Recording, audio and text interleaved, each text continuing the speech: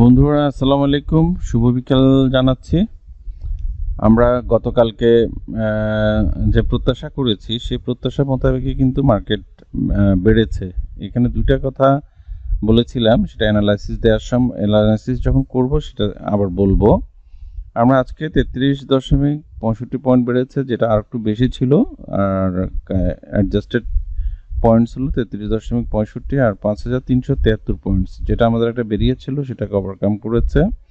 গতকালকে থেকে ভলিউম বেড়েছে 539 কোটি টাকা, 241টা শেয়ারের দাম বেড়েছে। মানে এক কথায় ইন্ডেক্সের চার্ট দেখলে চমৎকার। যদিও আমাদেরকে একটা পর্যন্ত মার্কেট অনেক ভুগিয়েছে, এখন খুব ভালোভাবেই এখন ঘুরে দাঁড়িয়েছে, কারণ এখন আর নতুন কোনো ইস্যুজ নাই, নতুন কোনো ঝামেলা নাই। আশা করি মার্কেট এভাবে এগিয়ে যাবে। গতকালকেও সেই কথাগুলো কিছুটা আমি আপনাদেরকে স্ন্যাপশট দিয়েছিলাম।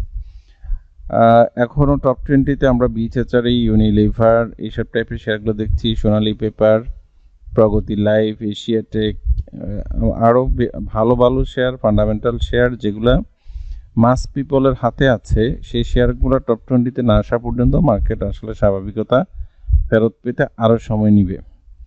এখন চলুন আমরা আমাদের যে চার্ট অ্যানালাইসিস করি সেটা অনুসারে আমরা একটু দেখানোর চেষ্টা করি। এখানে H1 চার্ট অনুসারে, H1 চার্টে একটা আমি ডাউন ট্রেন্ড চ্যানেল ড্র করেছিলাম, সেটা আজকে ওভারকাম করেছে। শুধু নট অনলি চ্যানেলটা, আমাদের যে রেসিস্ট্যান্স ছিল 60 থেকে 70 পয়েন্টের, সেই ব্যারিয়ারটাকেও ওভারকাম করে মার্কেট মোটামুটি একটা ভালো জায়গায় অবস্থান করছে।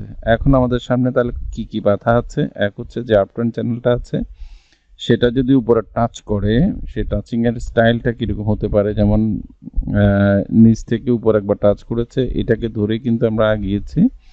নিচে এই যে দুদিন ধরে এটাখানে করেছে, এখন উপরে করার পালা। উপরে এই জায়গাটাই করবে এরকম প্রত্যাশা করছে, একটা কারণে 5,500 পয়েন্টসের কাছাকাছি জায়গা বা 5,500 পয়েন্টকে ওভারকামও করতে পারে। সেই জায়গাটা পর্যন্ত মার্কেট চলে যাওয়ার সম্ভাবনা অনেক বেশি। এখন আর তেমন কোনো আমি বাধা বিপত্তি দেখতে পাচ্ছি না। এই চ্যানেলকে টাচ করে উপরে গেলে আমাদের মার্কেটের জন্য চমৎকার, আমরা একটা রিদম পাবো মার্কেটে। এখন চলুন আমরা ডেই চার্টটা একটু চেক করার চেষ্টা করি।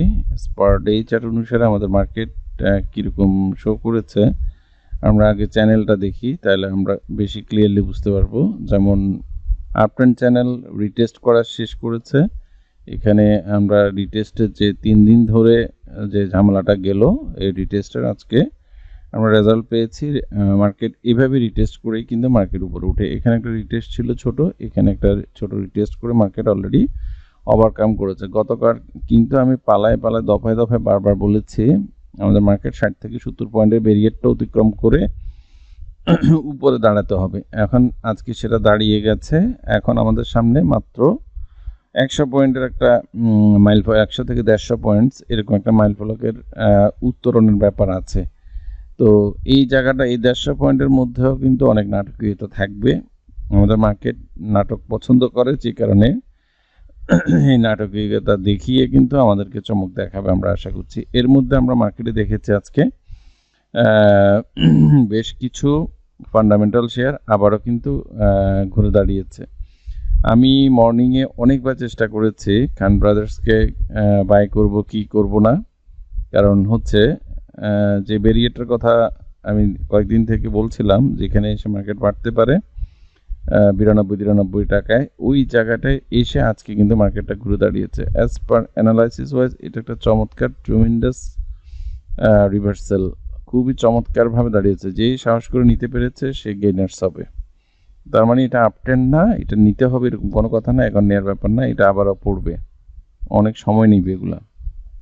আজকে নতুন বেশ কিছু শেয়ারকে আমরা টপ 10-এ না 10% হিট করেছে এরকম জায়গাগুলোতে আমরা দেখতে পাচ্ছি। তার মধ্যে কেডিএস গতকালকে ঘুরে দাঁড়ানোর চেষ্টা করেছে, আফতাবটো কালকে টপ 10-1 ছিল, আজকে বেড়েছে। আর ফাইন্যান্স সেক্টরকেও বাড়তে দেখছি। ন্যাশনাল হাউজিং যেহেতু লো পেড জাঙ্কের মধ্যে পড়ে, তাই সেটা বেড়েছে। হাইডেলবার্গ কারেকশন করিডোরে মোটামুটি আজকে আবার অনেক দূর এগিয়ে গেছে। ওয়াইম্যাক্স ফান্ডামেন্টালি স্ট্রং ছিল, যেটার কারণে ধীরে ধীরে বাড়ছে। এটা ছাড়াও আমরা আরও কিছু শেয়ারকে দেখতে পেয়েছি যেগুলো ইঞ্জিনিয়ারিং সেক্টরকে খুব ভালোভাবে কাভার করছে সেই শেয়ারগুলোর দাম বেড়েছে।